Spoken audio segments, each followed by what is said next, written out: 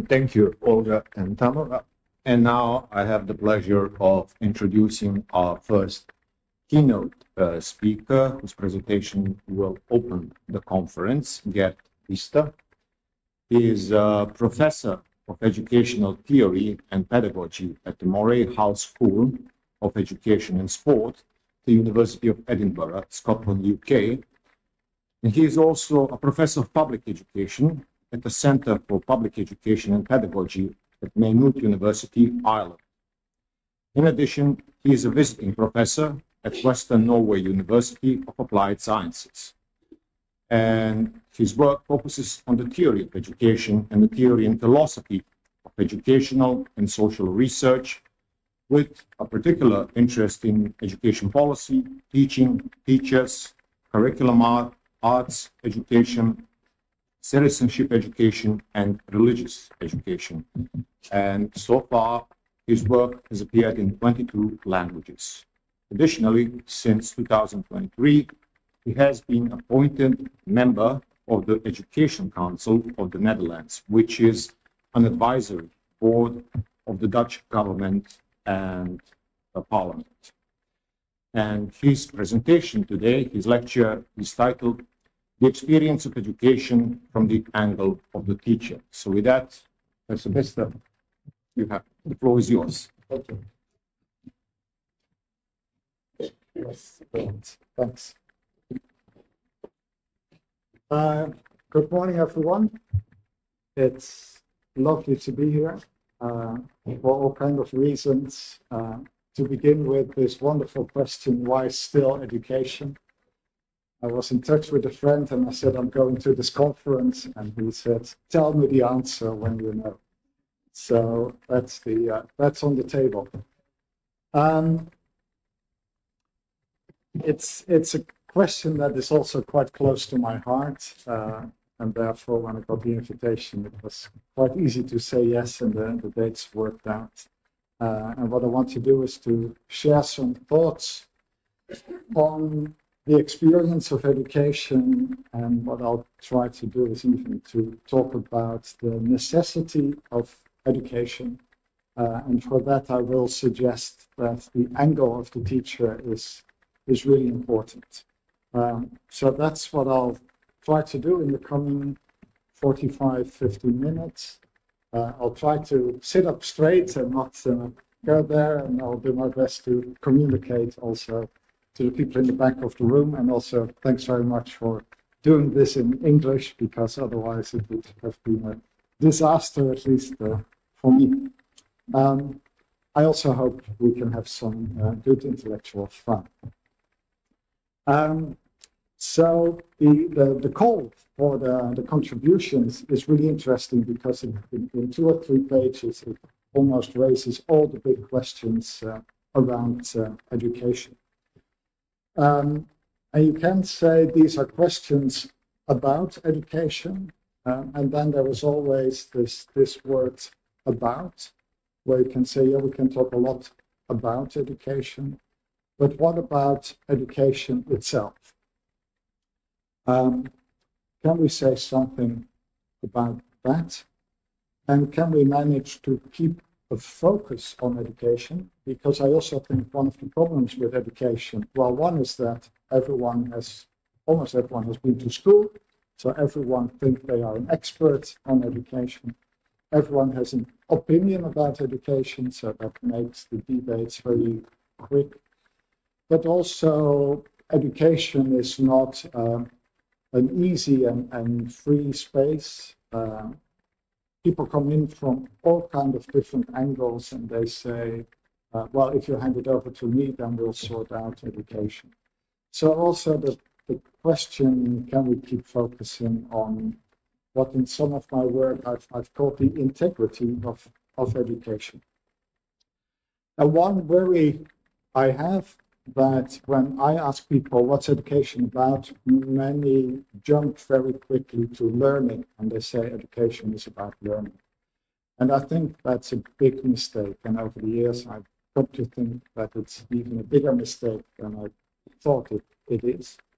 I even sort of introduced a little word for it, but that's the fun I have with language, the learnification of education, the tendency to immediately move everything we say about education to discussions about learners and learning. And I'll try to push back a bit on that as well. The overarching question is about the future, and what I will play with is a distinction between the future of education and the future for education. And I think that the latter one is the more important, but maybe also the more urgent question. Now, in order to try to keep the focus on education, I was thinking what would be helpful. And then those of you who know a bit of the history of philosophy may have come across Occam's razor, this idea that in very everyday language, you shouldn't make things more difficult than they need to be. Plurality should not be posited without necessity. And then I thought, well, education could do with a razor as well. So this is the razor I want to propose and want to apply in the conversation. This just comes from Google Translate. I don't know any Latin, but here it is in English, that education only has a point for those things that cannot happen without education. And that sounds circular, probably is circular, but I still will try to show that maybe we can do something with that. So my talk is in two halves. I'll first talk about some problems, and then I'll bring in the razor again, and then I'll move to the discussion about the angle of the teacher. I take my starting point in what I hear a lot and read a lot in many reports, for example, about education, that when people begin to talk about the future of education, I often see a story that goes a bit like this. And it always does something about, in the past we did that, and that's no longer good, and in the future we need to do something else. So in the past we had traditional schools, and what we need in the future are powerful, flexible learning environments. You may recognize all of this. I worry more when you also say, yeah, I strongly believe in this, but we'll see where we end up with that. What are these environments? People say, well, where learners are in the center, where they are able to pursue personalized learning trajectories, and ideally learn from real-life situations. And why is that important? Again, the argument goes, that's how you get useful knowledge and skills so that you can adapt quickly to this world that is rapidly changing and be prepared for the future that we do not know what it will be about. Teachers in this setup occupy a particular position. They are called facilitators, and are sort of nice phrases. People often say the traditional teacher was the sage on the stage, and the teacher of the future should be a guide on the side. And then a friend of mine said, well, actually, it looks like the teacher has become the peer at the rear, sort of the learner amongst other learners. And before you know it, it becomes impossible when you walk into a classroom to identify who the teacher is. Now, the question, of course, is whether this future, which I encounter a lot, is the future we should desire. I don't think so. Because this depiction of an educational setup to me sounds quite familiar. And when I was thinking of it, these words came to my mind. And even when I'm in a room with English native speakers, quite often when I ask, do you know what these words are about, hardly anyone knows them. Anyone in the room here who hasn't heard me talking about it before? Are those descriptions of just characteristics of teachers that they trap students? Oh, interesting. No, actually, yeah, could be. Let's see what is there. Actually, these are the words that are used in English to describe the work that children did in the mines. The breakers, for example, are the children that broke big pieces of stone and coal to get the coal out of it. The getters were the children who went into the very narrow mine areas where adults couldn't come. The thrusters were carrying these wagons. The trappers were the children that opened and closed the doors for ventilation and water. I know a bit of that because in Scotland I live close to the National Mining Museum. Now, why did this image come to my mind? Because I think this is a perfect example of a very powerful learning environment. These kids learned very quickly.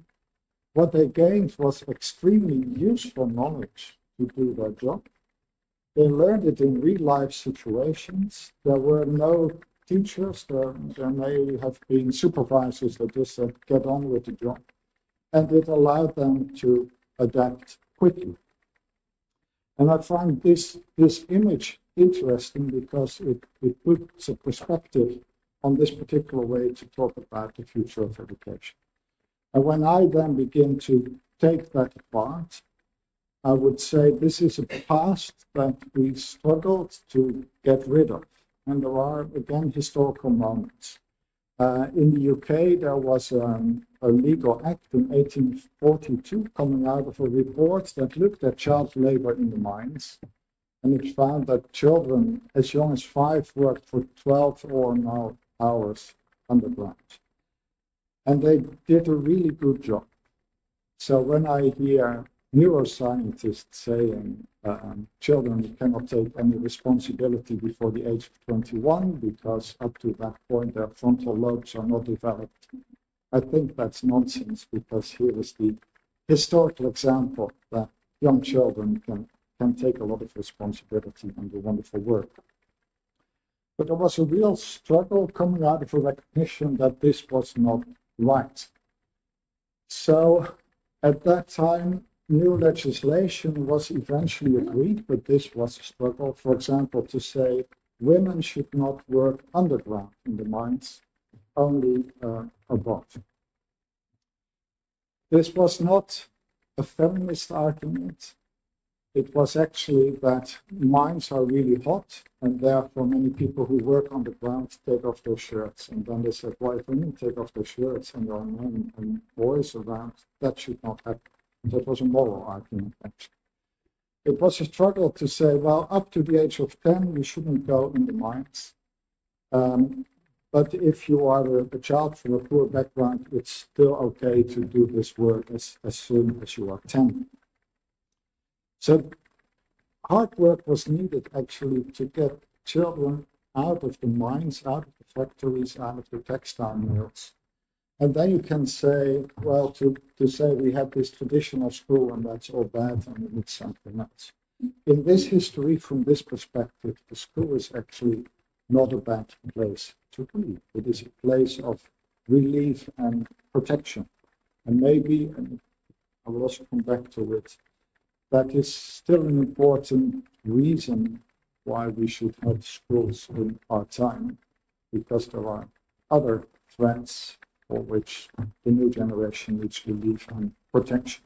I wrote a little book in Dutch called De School als Vrijplaats, and Vrijplaats is kind of a sanctuary, it's kind of free space. I'll come back to that.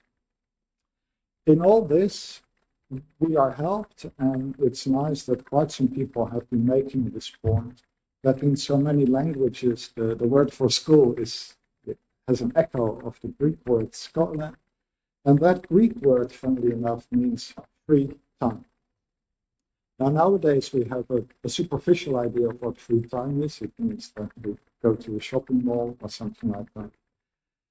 Free time actually can mean something else, not a time to do what you want to do, but to say school time is actually a very special time that is not yet claimed by society, time that is not yet under a productive pressure, at least in theory, but we need to ask whether that is also there in practice.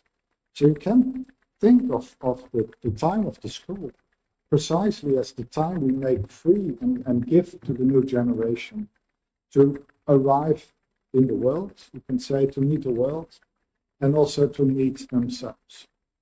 And of course, the children who worked in the mines also met the world and met themselves, but in very constrained and very productive and very oppressive ways. So you can say this loose yet undetermined time is a time for exploration and experiment, where you can say the whole point of the school is not perfection, but it's imperfection, where you can try, where you can fail, where you can try again, and then, just because I like it, Samuel Beckett has a sentence somewhere where he then says, after trying again, you should be able to fail better, which I think is a beautiful ambition for education. So there was something about the school that is more precious than just to say that's of the past and we no longer need it. There is also something about this obsession with useful knowledge, because these kids got a lot of useful knowledge. And what's useful knowledge? Useful knowledge is functional knowledge. It's what you can use in a particular setting. For example, to do your job, or to be a good citizen, another big discussion. Practical knowledge and skills, we hear a lot. But again, there's a beautiful historical moment around the same time in Britain, where there was a movement of people working in factories and mills who said, yeah, we get a lot of useful knowledge through our work, but what we don't get is really useful knowledge. And I found that a brilliant notion. The kind of knowledge that helps us to understand who is in power and who is powerless, why that is so, why it shouldn't be like this. This is a very different kind of knowledge. It's critical knowledge, it's political understanding. And at the time, a whole movement of labor emancipation started to emerge that precisely said, we have the right to gain really useful knowledge, not just useful knowledge. And again, the question is, where is the time and the space for doing that? William Lovett was a key figure in this, and together with John Collins, they started a movement called Chartism, a new organization of the people embracing a plan for the education and improvement of the people politically and socially, and not just functionally for work. This is the pamphlet they wrote, but in the title you can already see they wrote it when they were in the Warwick jail. So they were actually jailed for having these outrageous ideas that people who do labor work should have more knowledge than just the useful knowledge. Third theme is this whole question, which again circulates in these reports, to say we need to give children knowledge and skills so that they can adapt quickly to this rapidly changing world and unknown future. But again, there are really important questions to ask.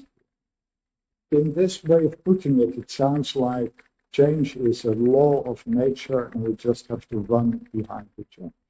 But of course, many changes in society are the result of deliberate decisions. To begin with, in the whole field of employment, when employment disappears in particular countries, it's in many cases because it can be done cheaper in another country. But there's also something about the future that worries me. Because if you say, yeah, we don't know what the future will be about, I think we are saying too little.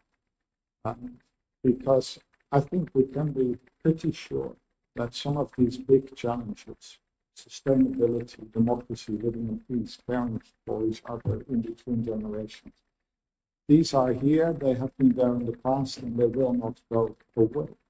So it's also quite dangerous to just say this is a black hole and we need to equip people for what we do not know is going to happen.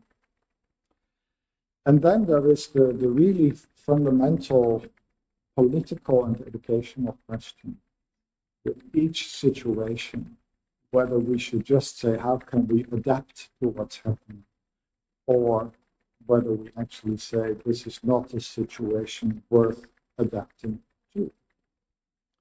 And that doesn't require 21st century skills. It requires sensitivity and political judgment. I often use this example to wind up some people. This is Rosa Parks. You probably know the story, who boarded a bus in Lincoln, Alabama in, I think, 1953 or 1954. And in the bus were these signs, wide forward, colored rear. And the story is that when Rosa Parks was asked to move to the back of the bus, she refused to do so. Now, I do interact with people in education who are totally excited about the OECD and PISA. And when PISA comes around and says, oh, children in your country can no longer read, then they say, that's what we need to focus on. That's where all the money and the energy needs to go. And then I say, well, here we have an interesting example for PISA, because there is a clear written message. But for some reason, Rosa Parks doesn't respond to the message. So then you can say, this must be a failure of education. Rosa Parks cannot read. Scandal. But of course, there was something else happening. She could read very well. But in that situation, she was actually able to judge rather than to just adapt, to say no, but also accept the consequences of her actions, because this was a legal requirement. So it helps not to forget that reading is not sort of a cognitive skill, but is always also a political. But this a bit as an aside, but I think these discussions are important as well, because, as I said, there are many distractions coming into education with arguments that if you just spend a bit more time on it, you actually think, what's going on? Now, one big question coming out of this is to say, and this I think begins to speak to the present, this time of the school, this special time, this time that precisely is not the time for work, do we still have time for that particular time? And here I keep coming back to a book I read a couple of years ago, which I find very inspiring. It's by Paul Roberts, an American author, and the book is called The Impulse Society. It is an analysis of, say, the past 2-3 decades of modern Western societies. And the subtitle is a really good summary of the book, because he asks, what is wrong with getting what we want? And what he shows again and again in all kinds of domains is that if we organize our common lives just on the principle of getting what we want, or in the English, the American edition, the subtitle speaks about instant gratification, then he says, then we are beginning to undermine the very possibility of living together well. That happens in economic systems. And one thing he shows is that what modern economies constantly need in order to grow is not to sell us more of what we need, but actually to push new desires into us so that we begin to buy more. My little joke is to say, Apple doesn't sell mobile phones. What Apple sells is the desire for a new mobile phone. And that's their business model. And they do it really well. They keep saying, here we have a new mobile phone for you, which means that your old phone is no longer what you should be having. But the same push to say, just focus on your desires and don't ask difficult questions about them is also, I think, the hallmark of populist politics, where populist politicians say, if you vote for me, I'll give you everything you desire. Which sounds attractive, but A, is not possible. And B, you can say, undermines the very point of politics, which is not to give people what they desire, but to put the question, is everything we desire, to put that question on the table. So in the impulse society, and that's what I like about the book, where I would even say this is actually an educational analysis of trends in contemporary societies. There is very little time and place to ask whether what we desire or what comes to us as a desire is what we should be desiring. And that is one argument for saying this educational time, this time for the school, is actually more urgent in a society that has such a big push on just desire more.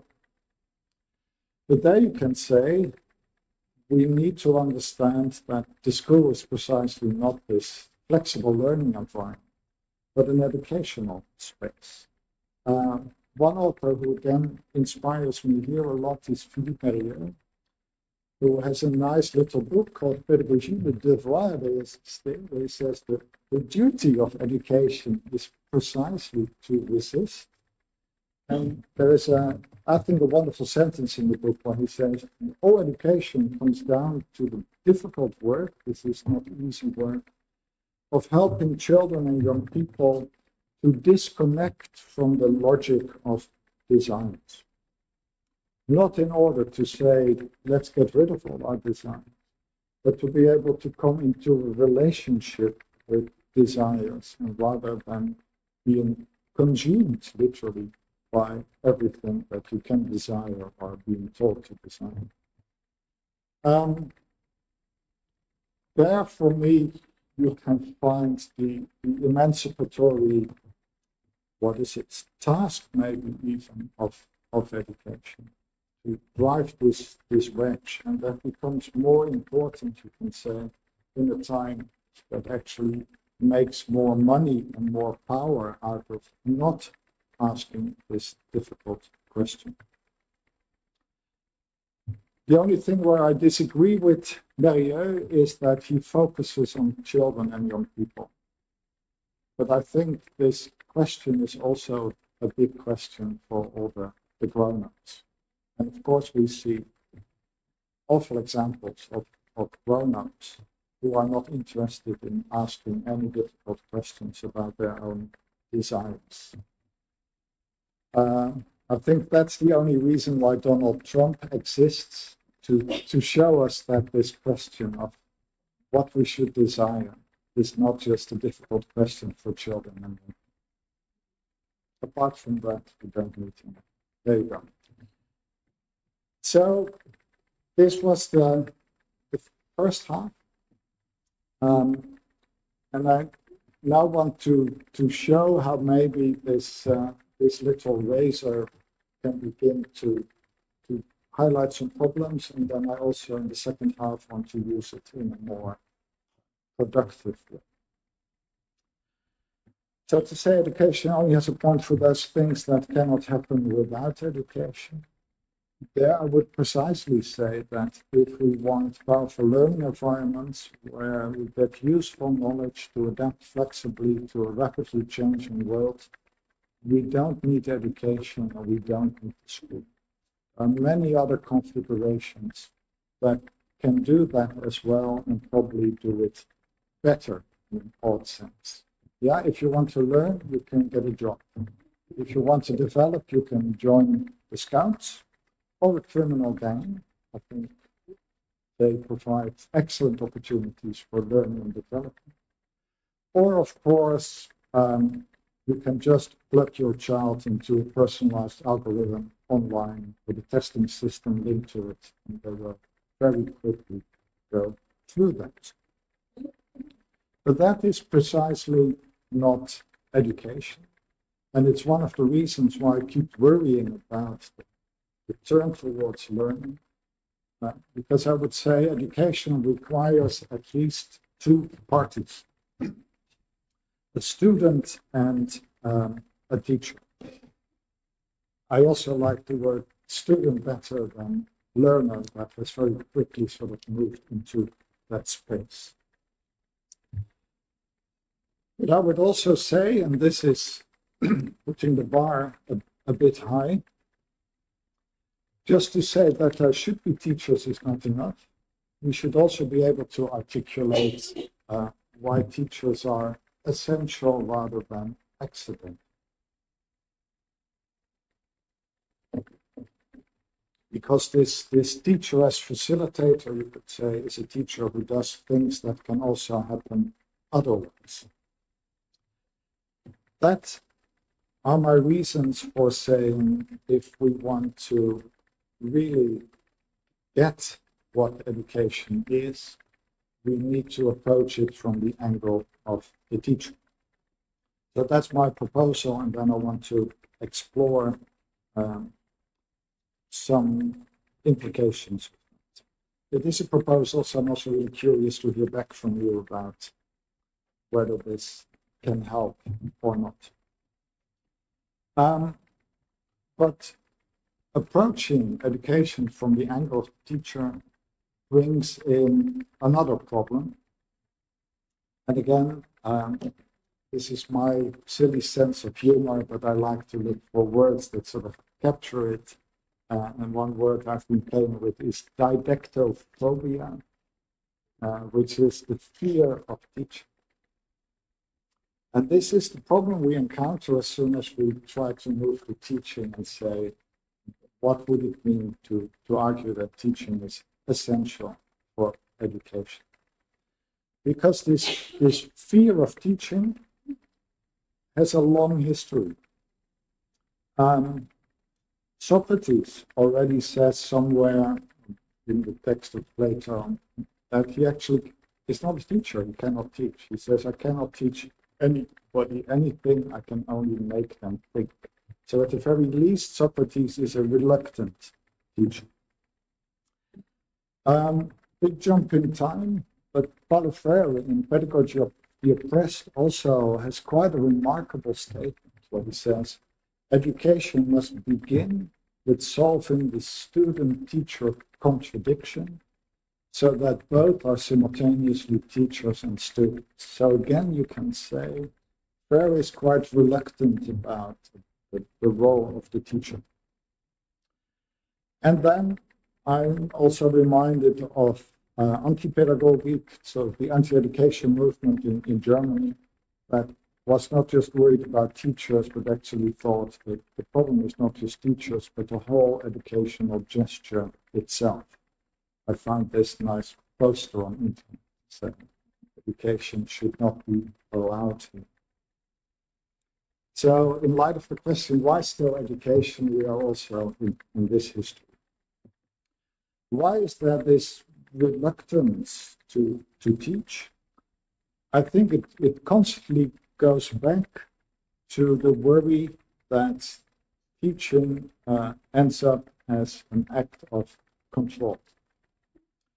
And out of that, what has happened, I think, over the past 20 or 30 years, but maybe the history is already longer, so people say the solution for teaching as control, to say the authority of education always lies with the teacher, is to shift that authority to the students, and that's where learning comes in, to say actually learners and their learning should be at the center. This is this phenomenon of learnification, which you can see in a lot of what happens in language, that we talk about students as learners, schools as learning environments, classes as learning communities, this facilitator of learning, the whole turn of adult education into lifelong learning. And there you can see that this worry about teaching as control, this ongoing reluctance to teach, has led to, I think, a disappearance of teachers and teaching. And then we can talk about where we see that and how real that is. what I again find remarkable is that the discussion only seems to have two options, either teaching as control or learning as freedom. And in my work, I've been saying, wait a minute, there must be a third option. At least there is important intellectual work to do to say, is this indeed are these the only two options? Or is there a third option where teaching can occupy a different position on the side of emancipation and freedom? And I think that's possible. And I'll try to give some indications of what I think comes into view then. Of course, it has something to do with our understanding of teaching, and these are the big questions. What is education? What is teaching? Some people say we should not even ask those questions. But I still think we should make an effort. Again, the author who inspired me with this question is Klaus Plenarno, who has made a very sort of basic claim that he says teaching is pointing. In German, it's zeigen, which partly translates as pointing and partly as showing. But I think the pointing gets closest to what Plenarno is trying to say. There's a beautiful phrase, which is not from Plenarno, but from Dietrich Benner, actually, who says, what is teaching? It's the Kunst der Umlenkung des Blicks, the art of redirecting someone's gaze. Now, for me, this is almost enough, because you can say that we as human beings are able to direct our attention, but what we can never do ourselves is to redirect our attention, to look in a direction we were not looking at. And this suggests a point where you can say, here the teacher has something essential to do, to redirect attention. And Plenarno does a lot in sort of building up the whole understanding of education, including questions about normativity and values out of this basic insight. One thing he also highlights is that the gesture of pointing, of redirecting attention, is a double gesture, because on the one hand, it's trying to bring something into the attention of students by saying, well, you spend a lot of time looking in that direction, wouldn't it be nice if we try to look in that direction? But each time we do that in teaching, there is also a pointing going back to the student and say, maybe for you it might be good to focus your attention on this or on that. Teaching, therefore, is an act of focusing attention. Plenarno also says teaching demands attention. And there you can see that's quite a strong word that immediately resonates with the reluctance to demand someone else's attention. But what's also, I think, significant here is that this gesture of pointing can never enforce someone's attention and can never control what happens with the attention. So in that sense, pointing is a weak gesture. And again, I think that's really important to take pride of that, rather than to say this weakness is a problem that we need to overcome with a lot of research about sort of educational effectiveness. I think that research doesn't understand that this weakness matters. But what you see is that there are many moves to try to get closer and closer to the attention and still want to try to control it. You may have come across eye tracking research that tries to say where are actually the eyes of the student going. And then people say, let's just put the student in a scanner and then we can go to the very inside of what's happening. I think that's not true. I also think it's an objectionable ambition. Because actually the gesture of teaching does something else. it's not just, if you can say, a redirection, where I would suggest that's the very thing for which someone else needs to step in. I also think that there is more there in understanding that in teaching, things are being given. I'll quickly mention three, but for me to acknowledge that teaching has this gift quality also helps to come back to teaching. Curriculum is a really good one, where I would say, what's the whole point of the school curriculum? That you give your students things that they didn't ask for, which goes against another trend that says our job as educators is to give our students what they ask for. But the problem, of course, is that if we only give them what they ask for, they will only get that what they know they can ask for. But you can never ask for what you didn't know you could ask for. There you can say it's a very important educational moment to give something else than what students are asking for.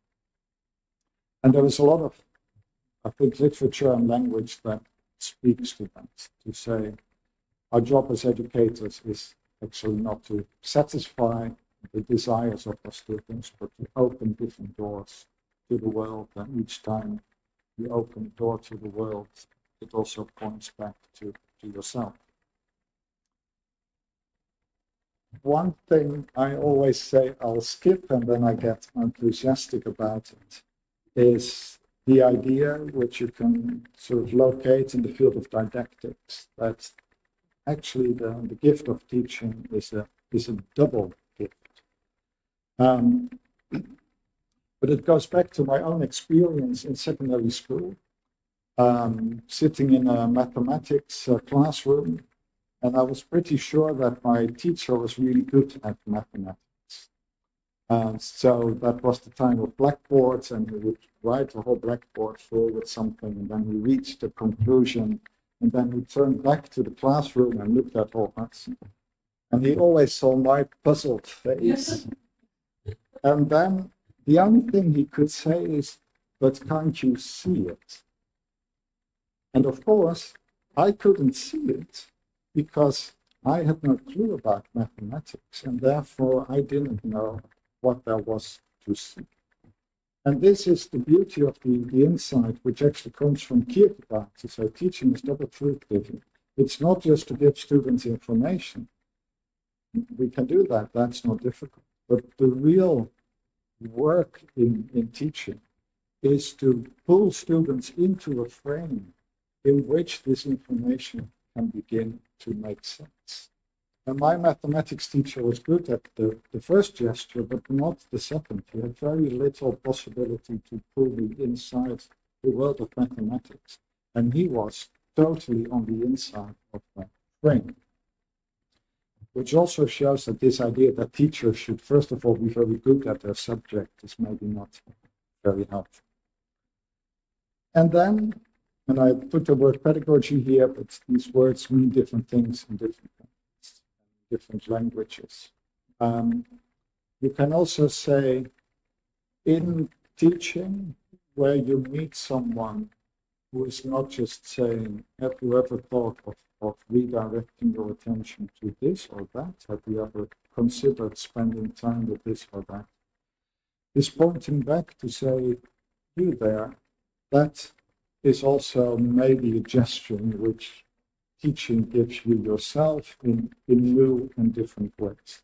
Again, the beautiful phrase reclaimed from Fichte by Benner, Aufforderung zur Selbsttätigkeit, which in very sort of everyday language, and said what we also do as teachers is we knock on the door of our students and we keep asking, is anyone there? So if teaching is pointing, you can say teaching also points at freedom rather than control. It calls students not just to attention in terms of this is the task, and if you do it well, you pass your exam. It calls students to their own attention. And again, this whole question of being called to your own attention has really been sort of corrupted with Facebook and all these things, where the only thing you do with your attention is to push the button and say, I like this or I don't like it. Or this neoliberal freedom of shopping, as I've called it. That's not freedom where something is at stake. It's about the freedom to attend to the world, not to figure out what you may want to do with the world, but first of all, what the world may be asking of you. That's what Emmanuel Levinas calls the difficult freedom to meet what only I can do. I think this is a very different way to think about how teaching can point at the freedom of our students. Again, I get inspired by authors out of Simone Weil's work. She writes a lot about attention. You can say, yes, the first gesture in education is to bring something to attention. That's already hard work.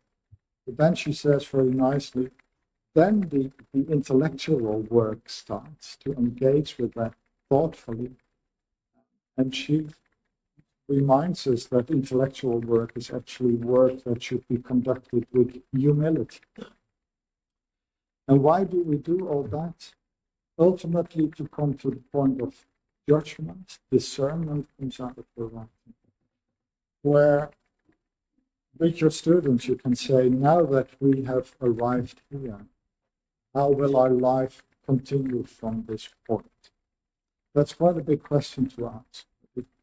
I think it's what's asked if teaching wants to be connected to freedom. For that, and that's the final thing I want to suggest, it matters that we keep understanding that the structure of education is a triadic structure and not a dyadic structure. This is one way to understand why there is so much didactophobia, so much reluctance about teaching. Because quite often teaching is seen as, well, there's a teacher and a student and they are in some kind of relationship. But there the teacher is almost in an impossible position, because either the teacher ends up as the one who controls what goes on there, or if the teacher is reluctant to do that, the alternative is to hand it over to the learning of the learner.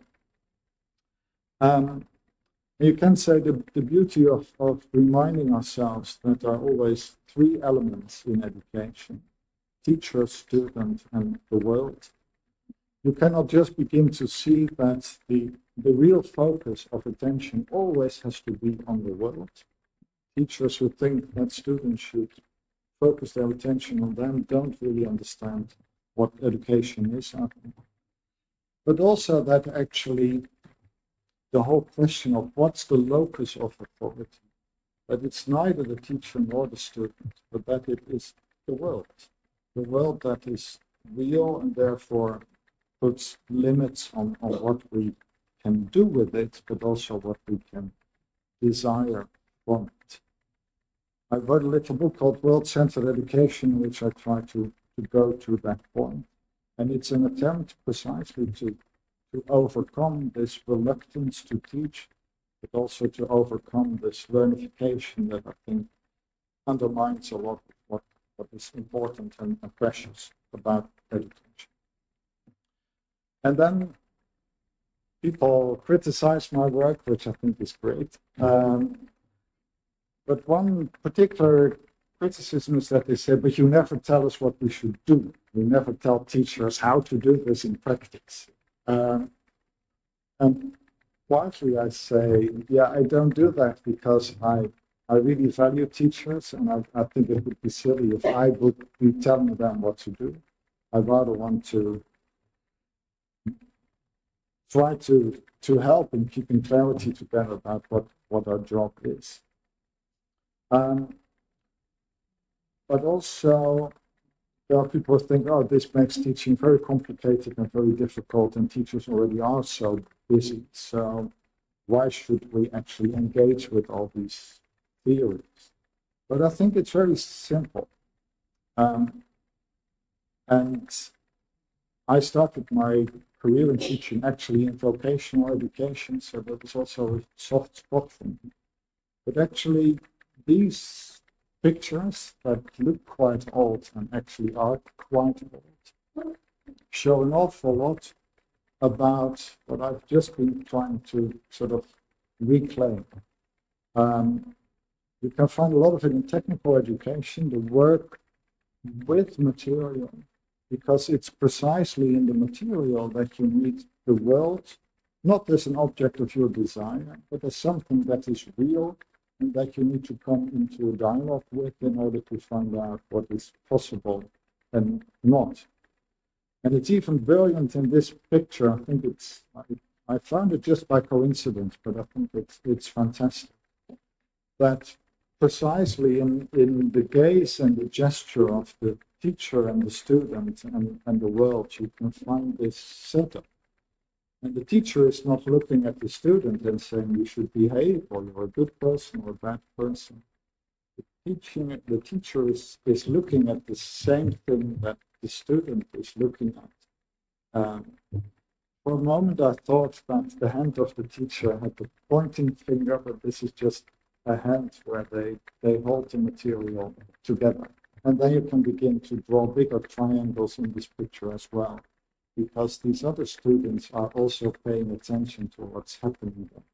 So I think this is a marvelous picture, and we could have spent the whole time just looking at this picture, and I think it's all there. So that's what I wanted to share with you, that this question of why still education is a more urgent question in a society that I think through these dynamics is becoming increasingly less educational. For that, we need a future for education, I think. I would say we need school for that. And the interesting question is, where can this time of the school, where can it appear? But it needs to be time that offers protection from a society that actually constantly wants to infantile everyone. That's a word. And I think we need teachers who are not afraid of teaching, who understand that they have something to give, but who do understand that what they have to give is precisely not to control their students, but to help to keep the attention on the world. And there I found a beautiful quote from Bertolt Brecht, who says, every teacher must learn how to stop teaching, which already is fantastic because so many students in teacher education are told, how do you start a lesson? But the bigger art is how to stop teaching when the time comes. And he says it's a difficult art, only if you are able, when the time is right, to allow reality to take that place. And I think that's beautiful as well. We think of this triadic setup. As teachers, we are temporarily there to make sure that both world and students can appear more fully than what an impulse society would want to happen. But at some point, indeed, we have to step back and say, it's over to you. Your life is to go out in and with the world. So this idea that we are sort of placeholders for reality, temporary placeholders, for me, that on the one hand helps to understand why teaching is meaningful and not an act of control, but also why the position is a temporary position. That's important as well if we ask why still education today. That's what I wanted to share with you. So thanks very much, and let's see what we do.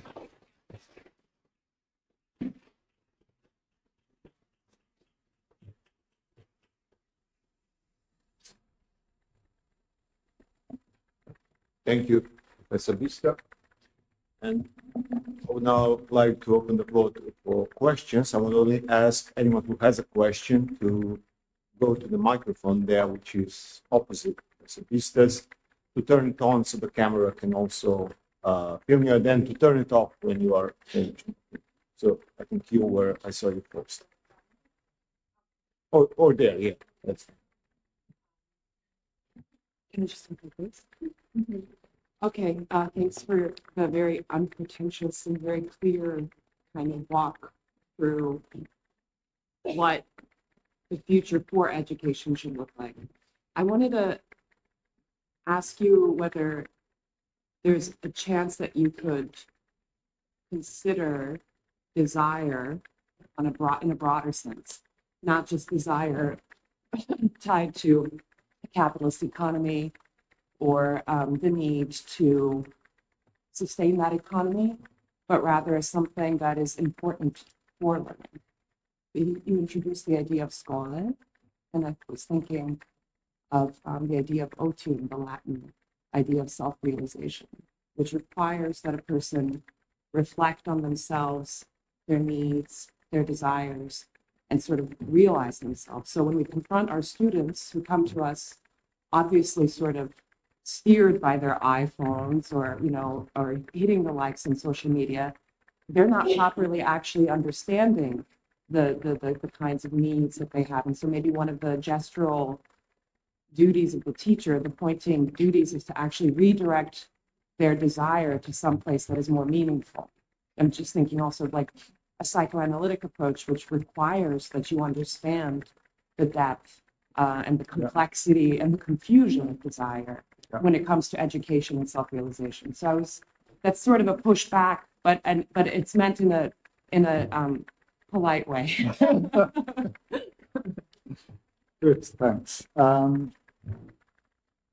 Yeah, thanks for highlighting that, because it went a bit quick there, and then it could give the impression that sort of desire is bad, and if we get rid of our desires, then we are in heaven. Maybe that's true, but the point is we're not in heaven, we're on earth. And of course we need desires because they are also a propelling force. They give the energy to also stay with the difficulty. So the real question is not to suppress or destroy desires, but Spivak has a nice definition of education as the uncoercive rearrangement of desires. And I think that already speaks closer to it by saying that the educational job is to get desires on the table and then to begin to see which of these desires are going to help and which are going to hinder.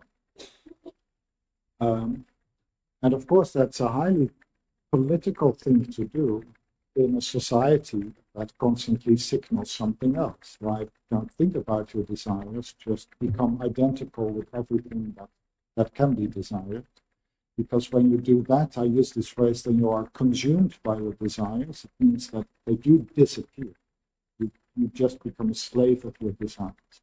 So the emancipatory moment is not to disconnect from the desires, but I would say to come into a relationship with desires.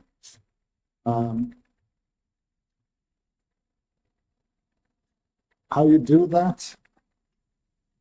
Well, maybe again I point to this picture, because one space where you can really practice that and meet your desires is in the encounter with stuff, with material stuff, where you say, yeah, I have a piece of metal, I'd love to make a beautiful pair of scissors out of it. I can think that, but can I do it?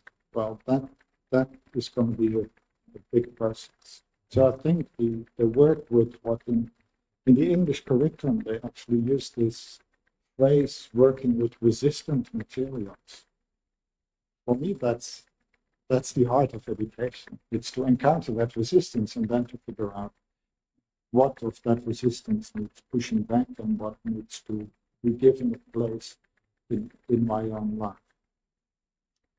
So definitely not to say desires are the problem, but it's to figure out which of the desires are going to help and hinder. And for me, that's educational work. I politely push back against talking about that too much in terms of reflection, because before you know it, you are in a therapy session in your classroom rather than that you can do work. So that's why I think the value of working with stuff or gardening or animals, they allow to do that in indirect ways. And I'm not a fan of the idea of self-realization. Because for me it lacks a criterion. So it's not a phrase I feel comfortable with, because it probably raises the same question: which kind of selves are worth realizing and which not? I mean, it doesn't. I also don't think that we should turn classrooms into therapy rooms. I think self-realization is just a gloss for more the complex work of otium, which is actually spending leisure time in a meaningful manner. And the opposite of otium is negotium, which is busyness. So it's the opposite of busyness, which I think is a useful kind of opposition. Because busyness is precisely a distraction from yourself. Nice, thank you. So just to segue from desire into attention and impulsivity, as somebody with ADHD, I've always been told you need to be mindful or, not make impulsive decisions. But every time I act impulsively, it's usually more authentic and true to myself. So what I was thinking was in Simone Weil's, kind of framework of attention, there's a part about losing your mind. And that kind of losing your mind is what makes that attention so profound. It's not necessarily being mindful or being conscious whether you're making decisions impulsively or not. So would you say something about how exactly attention can be redirected to our own inner wants? Not wants, you said your own student's attention per se, and kind of focus that to prioritize the passion the student might have per se. What shall I say? Thanks for that question. The first thing I would like to say is that it's quite remarkable that we have made the whole question of attention into a disorder. Because exactly what has happened there is to take the political dimension out of it. To say it's an individual's problem, rather than that we say, look at the big forces of the societies we have created, and how out of these forces, the possibility to pay attention has become far more difficult. So to project that back and say it's a psychological disorder, rather than a sign of a big political problem, is already what I worry about. And then, if you ask how can we help each other to attend, that's partly the educational work, but that's also maybe the political work, and it could even be a definition of democracy. How do we manage to keep in our collective attention what matters? And partly it becomes very practical. So I go back to some of these examples to say this can help. But I would start by saying that attention in our time is a problem. It is not a sign of individuals having a problem, but it signals something about society. I guess what I would like to add here is that maybe we could perhaps think about attention differently, because we think about mindfulness, the sense of, being thoughtful before your actions. But in psychoanalysis, there is object A, and that object A is the sense of desire that we're all constantly seeking. But there's also the drive, which is, again, instinctual and primal. So it has this impulsivity element, but that type of attention encompasses a more authentic and impulsive demeanor, but it's not necessarily manufactured desire. So it's still impulsivity, but it's not necessarily bad. It's kind of what I wanted to add. Yeah. And then the work is what can we do something good with that in thoughts. Okay, thank you.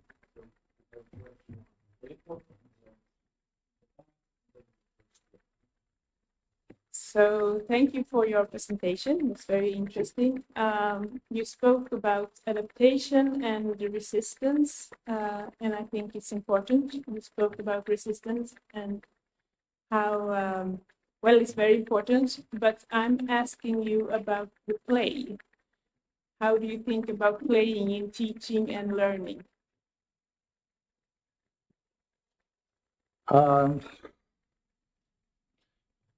That's a very open question, so I have to be careful not to jump on it in a particular way.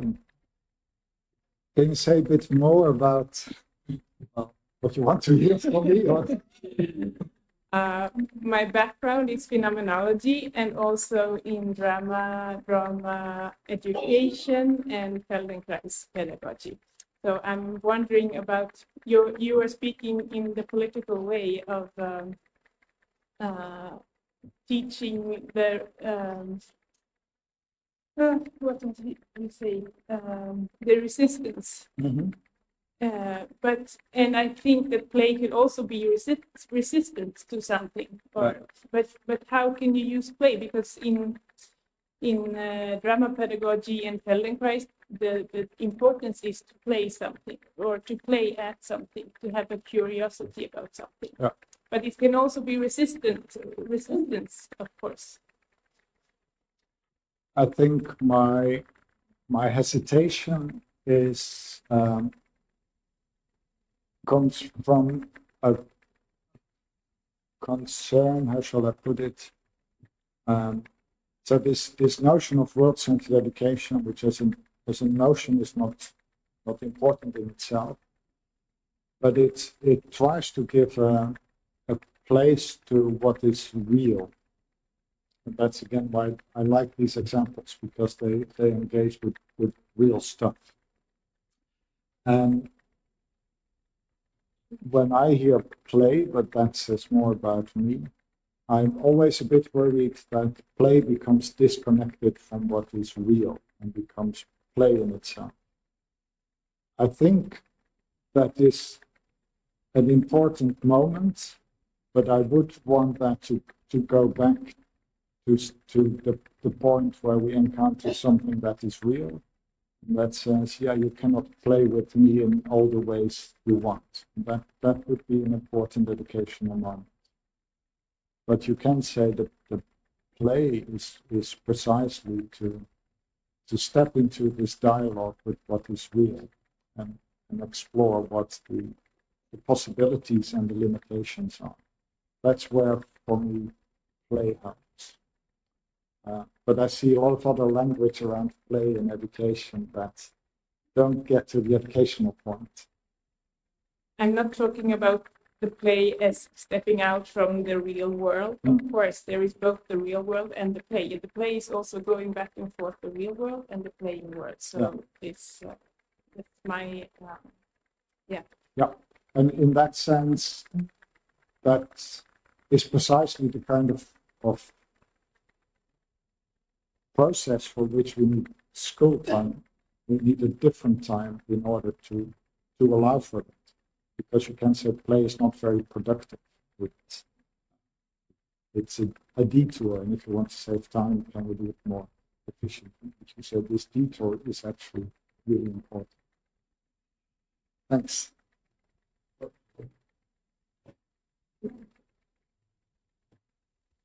Thank you. Thank you very much for the presentation. It was really inspiring. I probably have to start with my background, because I'm a teacher and in the third generation. So the whole family of mine is consists of teachers. But also I'm an instructional technologist. So I'm from technology side. Recently, one of my friends who is in the US started a startup that is supposed to substitute teachers with artificial intelligence. And he's quite successful. He's sure that, well, he can solve the problem with 60 million teachers that are missing currently in this world. And, well, he says that because we don't have teachers right now, we probably can substitute them with something that is not the best type of teacher, but at least it works according to his data. I don't know what to say to him. Well, I don't know what is the answer because I'm a technologist. I understand how it works. But according to your model, well, teacher is required. How to solve this puzzle? Yeah, fantastic question.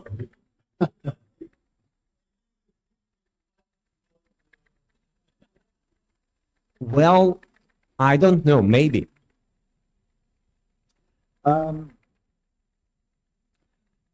So yeah, you can say, let's apply Biesta's razor to that and see whether the razor holds, or whether you can say, well, actually everything we want from education, we can do without a teacher.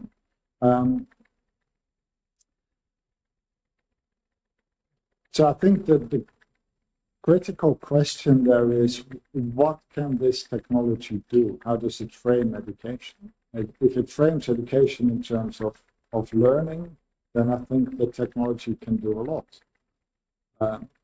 But if it frames education, and that's probably where I'm trying to come from here, in raising doubt, in putting a wedge in between your desires and what should be desirable, in not just redirecting the attention, because that can very quickly again become an act of control. But in doing that, always to point back to the freedom of the student. I'm not sure what technology can do there. But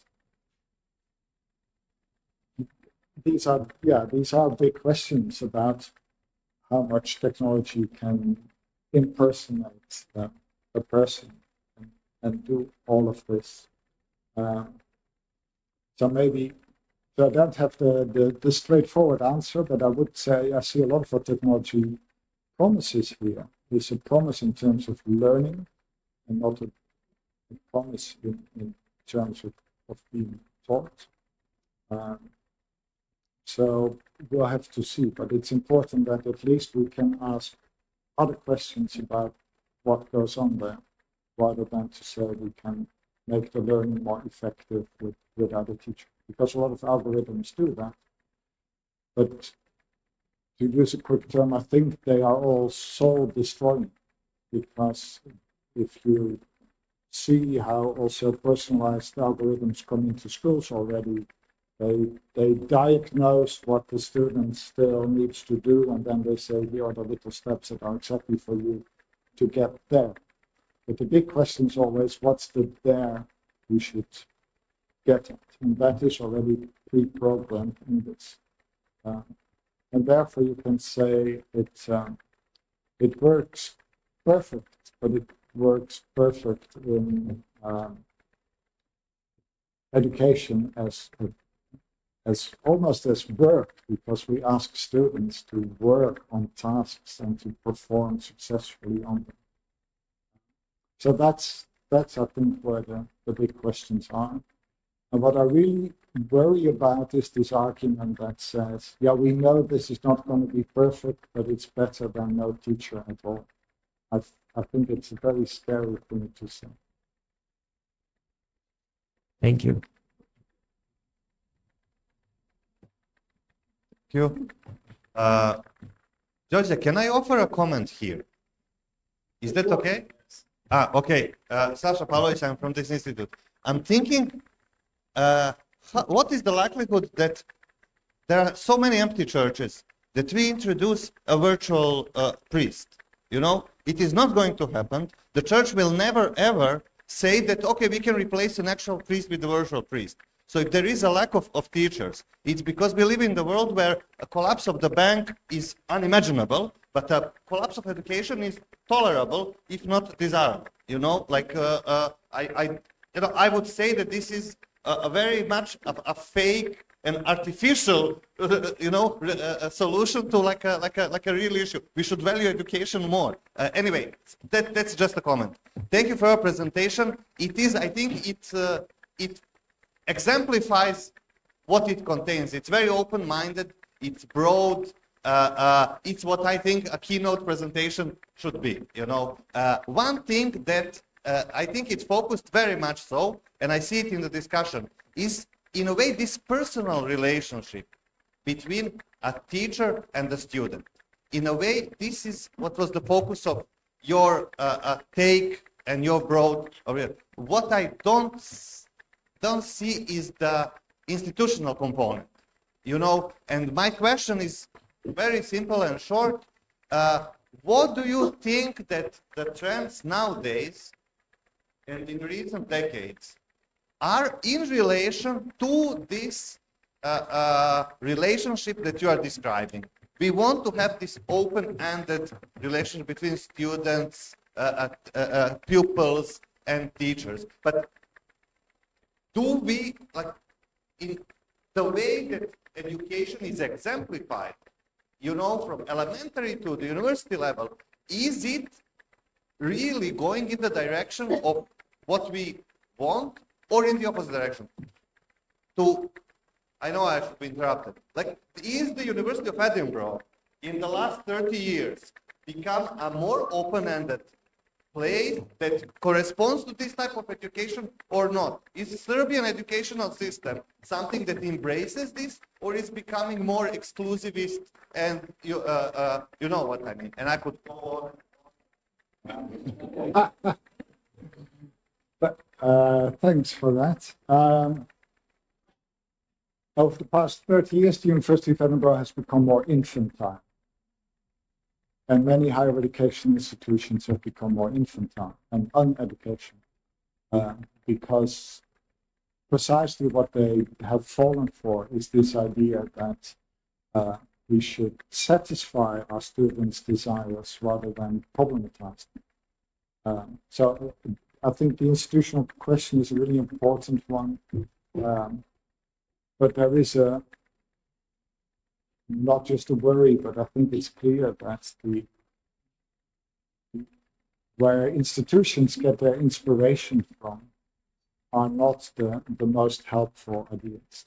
Let's put it very politely again. They run on rubbish, to put it in a different way. And I'm surprised about that and worried about that. And I still think what to do about it. The best thing to do, well, two things. Now, the best thing to do is to put an alternative on the table, and to hope that some people will realize that what they are doing is actually rubbish. But of course, that hope is, when will that materialize? So I think, and that's part of why also this whole question of the school is really important, also as an institution. But many schools have become societal functions. And to reclaim the school as an institution, where you say, what's an institution? That's a social configuration precisely where we help each other to stay in a relationship with our designers. That's what libraries do. That's what good journalism does. That's what education should do. So I think at least to be able to name the problem can help. But I think it's an everyday struggle for people who work in educational institutions to keep pushing back to that. I would say, as an observation, this is not an argument for teachers to have personal relationships with their students. For me, that's another trap. If I summarize it, I would say it's an argument for saying teachers should have impersonal relationship with their students, because what matters is the thing outside of them. And one response I've seen to a lot of instrumentalization and pressure on performance and exam scores is that people say, no, we need to go back to the really personal interaction. And I think that is as problematic as the whole performance pressure. But to understand that it's impersonal because there is a world that matters. So for me, that would be just to say, be careful with that, because I always see that education quickly goes from one option to the opposite, but the opposite of a bad idea is not necessarily a good idea. So to say it has all become very pressurized, let's make it very personal. Well, that doesn't automatically make it education. So this third position, or keeping the right questions there, is important as well.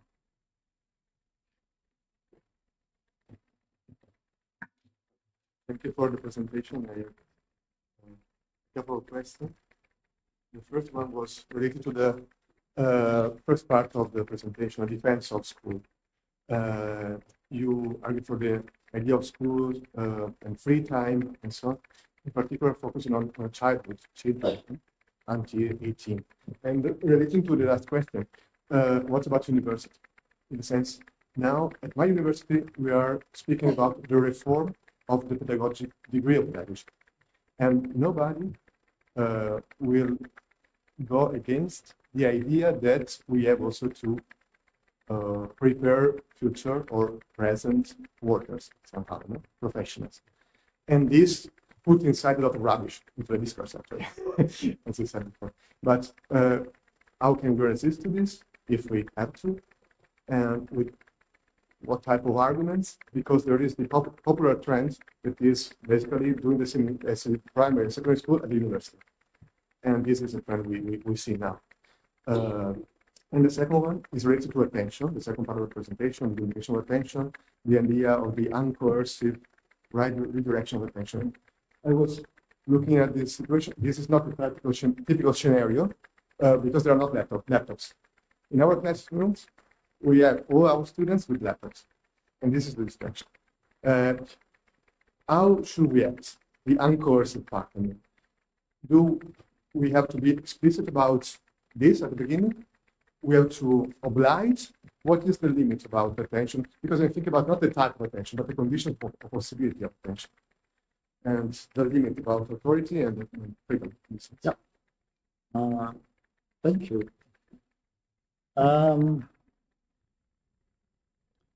So I think the question of school and to understand school as, I would actually say, emancipated time applies to all educational institutions. So for me, it includes the university. And it's very interesting that in Irish, the word for university is actually school. So you find the word school there in the Irish language as also for the university. And you could say maybe even more than primary and secondary schools, higher education institutions have this push towards being functional for society. And then you ask how to resist. I think with many of these arguments to say if we have a society that only functions but has no clue about what it functions for, that's quite a dangerous society. So you can say this creates a systematic forgetfulness of the direction of function. But for me also this whole idea of real useful knowledge, to say be very mindful that if you say all we need to do in education is useful, again we are fooling ourselves by saying that there's another layer of usefulness that precisely asks the difficult questions: what's the use for, and whose interest is it? And these are the political questions that, yeah, I like this historical fact that they got into jail for even making that suggestion that actually everyone deserves the time and the opportunity to raise these questions and do that together.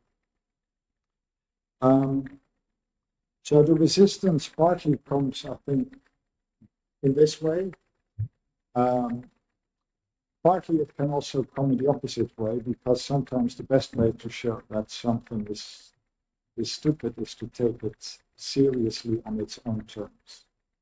And then a lot breaks down. So if we're looking for practical strategies of resistance in the university, you can also take all these systems seriously.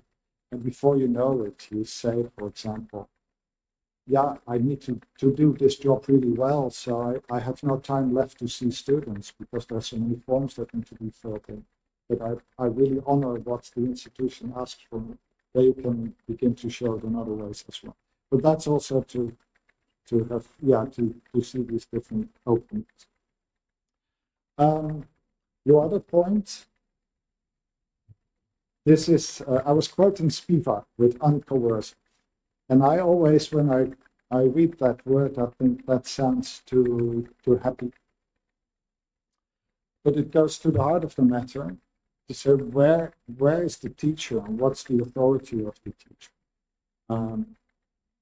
It's not to coerce students into particular beliefs about what they should design, but it is to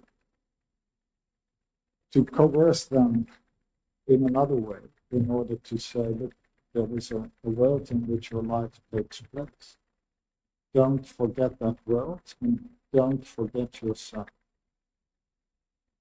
And there is something there that I think speaks back to the whole history of the reluctance of being in that position. And therefore, when as educators we are in that position, we need also to keep working on the justification. What gives me the right to remind someone of their own freedom in a world that constantly wants us to forget that? I think all these justifications are historical in that they point back to moments in our own history where we say, if we don't take care of that collectively, then something goes wrong. I think in this part of the world, we are still in the history of the Second World War and what came out of that. So many of my examples also go back to that. Last week, I had the opportunity with a group of colleagues and students to watch a movie, Jojo Rabbit. Don't know whether anyone has seen it. I think it's one of the best educational movies around at the moment. It's a story about a boy of about 10 years old at the end of the war when Nazi Germany is collapsing. But what the movie depicts beautifully is the transition in the boy's life where his past belief in the values of Nazi Germany is also collapsing. And that has to do with sort of an emerging degree of uncertainty. And I wrote a little piece in which I also argued that there is an educational task here to help each other never to become 100% certain about ourselves. And many educational systems, and it starts with the depiction of the Hitlerjugend, which is very energetic and exciting outdoor education. But what it does brilliantly is to never give space for any doubt. And what the film shows is how in the life of one boy, sort of doubt begins to emerge. And maybe it comes back to what can technology do. Can technology really help us to keep this moment of doubt about ourselves? So there is indeed an odd moment of coercion there. And it's really important that we don't let that collapse into control, where we say, like a lot of citizenship education programs are doing, I'm not going to tell you which values you should have for the rest of your life to be a good citizen, because that falls into the same trap. But to have this, Klaus Mollenhauer, his German often sounds much more beautiful than English. He calls it Selbstungewissheit, this moment of doubt about yourself. Not total doubt, because then nothing happens, but never to be 100% certain. And there are historical justifications for saying that is the little door we need to keep open. We don't have time for one last question. I will be around for most of the conference. I'm also happy to continue our coffee. So, Gert, thank you very much for your presentation. Very clear and understandable. I'm just wondering, what are you showing us? And this picture. And when I see this picture, I was wondering, you claim this is the realness of this situation. In my understanding, this is not the live world. This is an artificial room. It's teaching. So the teacher is putting tasks to the students. They have to learn there, and perhaps in learning there are real experiences like perhaps the not readiness to hand of this material. But the situation, in my perspective, is artificial and requires an artificial competence from the teacher, the art of teaching. So perhaps Langefeld wrote a very interesting book on the anthropology of school. And he says, okay, this is the, what the teacher has to do is to put in tasks and to mediate between the live world and the real world and the school, which is artificial. So what about the realness of this situation? Thank you. So I would start by saying the school is exactly artificial. The school is not real life. And that's important also because where I started, I said this tendency to say the more the school can become real life, the better it will be. I would actually say, no, the less educational it will be, because real life, to put it quickly, gives us useful knowledge, but not the time to go to the really useful knowledge, or to really ponder where we are in relation to that. So the school is in that sense artificial. And you can even say that everything that happens there is artificial, because no one in real life would do this. What I think is the dimension of reality, and that's why I like these examples, is that it's an engagement not just with a task, but with material. There is iron that the students are asked to engage with. And for me, that's where something real comes in.